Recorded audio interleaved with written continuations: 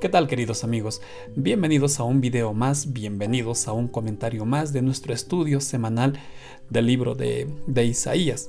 Servir y salvar es el título del estudio de esta semana. Estamos en la 9ª lección, no lo olviden, y el nombre de nuestro comentario es Un siervo que siente, un siervo que sufre.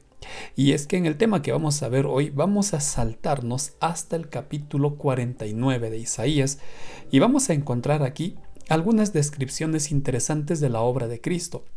Si bien es cierto, el título nos lleva a sentir cierta empatía, pero también podemos caer en la lástima porque vamos a encontrar a un siervo que está sufriendo, a un siervo que siente la maldad del mundo, la maldad de las personas.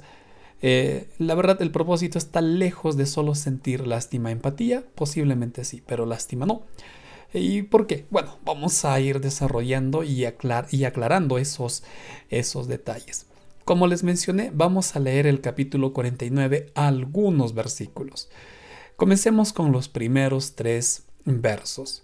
Oídme costas y escuchad pueblos lejanos. El Señor me llamó desde el vientre, desde las entrañas de mi madre, tuvo mi nombre en memoria. Recordemos que estamos hablando del siervo anónimo, del siervo individual que es el Señor Jesús. Y obviamente en los planes de la mente de Dios estaba el nacimiento de Cristo y aún su nombre, Jesús, Emanuel, ya estaba pues esto conocido por Dios. Sabía cómo se iban a dar las cosas y lo que escribe Isaías aquí simplemente profundiza en el conocimiento de Dios. Él ya sabía, dice, desde las entrañas de mi madre tuvo mi nombre en su memoria. Y puso en mi boca como espada aguda, y me cubrió con la sombra de su mano, y me puso por saeta bruñida. ¿A qué le suena esa palabra? Puso mi boca como espada aguda. Creo que con el hecho de comparar a la Biblia como una espada de 2 filos que puede incluso pues penetrar el alma. Entonces, ¿qué está diciendo acá? Que la palabra de Cristo cuando iba a estar en esta tierra iba a ser una palabra con poder, con autoridad, una palabra y iba a dar un mensaje, en otras palabras, que hasta ese momento no se había oído. Y esto lo confirma el evangelio, los evangelios al explicarnos que Cristo enseñaba con una autoridad única en este mundo, pues su palabra era una palabra como la espada que penetra y corta lo profundo de cada persona. Me guardó en su aljab y me dijo: mi siervo eres, oh Israel, porque en ti me gloriaré. Es interesante que le llama Israel. Recordemos que estamos hablando de Cristo y no del pueblo de Dios. ¿Y por qué le llama Israel?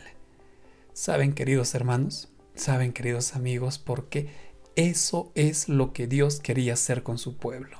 El Señor Jesús llega a representar lo que Dios quería hacer con su pueblo. No salvar como lo iba a hacer Cristo, sino anunciar las buenas nuevas, llevar las buenas noticias al mundo, tal como lo estaba y como lo hizo Cristo. Eso es lo que el Señor tenía pensado para su pueblo. Pero lamentablemente pues no cumplieron ese plan. Por eso llama Dios a este siervo, al Señor Jesús: mi siervo eres, oh Israel, porque en ti me gloriaré. Ahora vamos a ir viendo algunos detalles más que identifican en todo este capítulo al Señor Jesús. En los versículos 6 y 9 el Señor continúa profundizando. Tú serás mi siervo, dice, para levantar a las tribus de Jacob y para que restaures al remanente de Israel. También te di por luz de las naciones para que seas mi salvación hasta lo postrero de la tierra.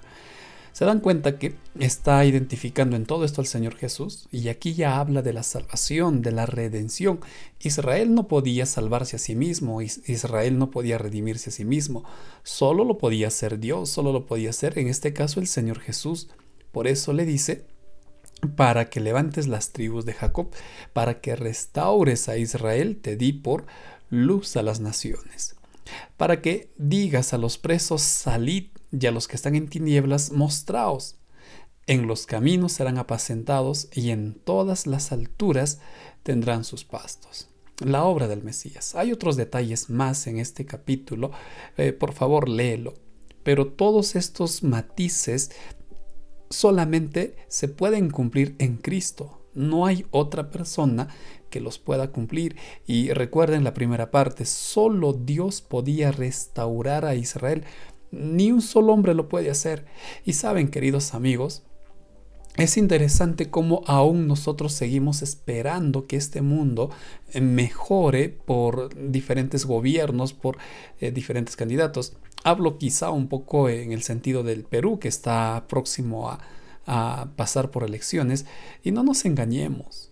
No hay hombre, no hay persona en este mundo que pueda restaurarlo. No existe. Nuestra confianza, debe estar depositada únicamente en Cristo. Nuestra confianza debe descansar en Dios. Por eso dice, el único que puede restaurar y el único que puede mostrar luz es el Mesías, es Cristo. Ahora, hasta aquí estamos viendo características que identifican la obra de Cristo. ¿Y por qué lleva el nombre del siervo que siente y el siervo que sufre? Porque cuando Cristo vino a esta tierra, Él demostró amor, trató bien a las personas, ayudó, curó, atendió, hizo mucho, sirvió a este mundo, sirvió a las personas de su tiempo al punto que se humilló, dice el libro de Filipenses. Pero ¿qué es lo que recibió? ¿Qué es lo que las personas mostraron como gratitud hacia Él? Bueno, mejor dejemos que el mismo capítulo siga respondiendo. Versículos 4 y 7. Pero yo dije, esto habla el siervo, pero yo dije, por demás he trabajado, en vano y sin provecho he consumido mis fuerzas. ¿Por qué Cristo tendría que decir eso? Porque hubo rechazo de las personas. En el deseo de todas las gentes, dice bien claro que cuando Cristo fue recibido en Jerusalén, lo recibieron con mucha alegría, con mucha expectativa, porque creyeron que había llegado el Mesías que los iba a liberar política y económicamente. Pero esa misma multitud, días después, estaba gritando, crucifícalo, crucifícalo, en el palacio de Pilato. Entonces, ¿qué es lo que recibió Cristo? Rechazo. Por eso dice, trabajado de más, mis fuerzas han sido consumidas. Pero, si bien es cierto, aquí parece en un sentido algo lastimero y quejoso, él dice bien claro, mi causa está delante de Dios y mi recompensa con Dios. ¿Sabes, querido amigo? La recompensa de Dios no solamente estaba en el hecho de ser reconocido, glorificado y exaltado en el cielo. Esa es parte. Y eso es algo propio de Dios. Eso no es algo que recién le dieron después de su muerte. No, todo eso es algo propio de Cristo porque Él es Dios. Su mayor recompensa está en el hecho de que muchas personas se van a salvar. Esa será la mayor recompensa. Ese será el mayor logro que tenga Cristo. La salvación de las personas, nuestra salvación. Esa es su recompensa y Él sabe que su trabajo no fue en vano. ¿Por qué dice esas palabras? Porque recuerden que Él era hombre y sentía, sufría, experimentaba el dolor, el rechazo, la frialdad. Él lo experimentaba, pero sabe que su obra en esta tierra ha sido victoriosa. Así ha dicho el Señor, dice, Redentor de Israel, el santo suyo, al menospreciado de alma, al abominado de las naciones, al siervo de los tiranos. Y es que Cristo se convirtió en todo eso.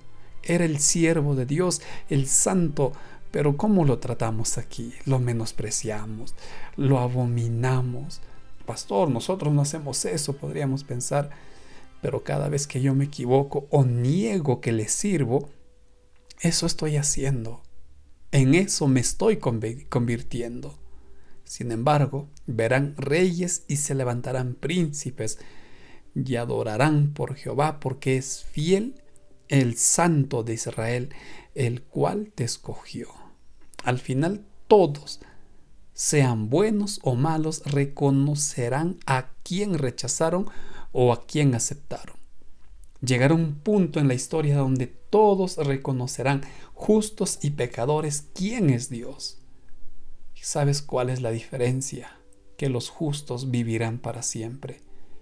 Pero aquellos que rechazaron a Cristo deliberadamente reconocerán su justicia, pero ya será muy tarde. Ya no habrá salvación, ya no habrá oportunidad, porque la oportunidad es ahora. Querido amigo, conviértete en la recompensa de Dios. Conviértete en el trofeo, en el triunfo de Dios, y serás de aquel grupo que adorará a Dios por la eternidad junto con los redimidos. ¿Qué es lo que tienes que hacer? Pablo dijo, solo cree y acepta a Jesús como tu Salvador, y eso lo tienes que hacer todos los días que el Señor te da en esta tierra. Recuerden que ya se publicará el bosquejo de toda esta lección y también te invito para que nos acompañes el día sábado en los comentarios en vivo. Ha estado contigo el pastor Joab Antesana y me despido deseándote muchas bendiciones.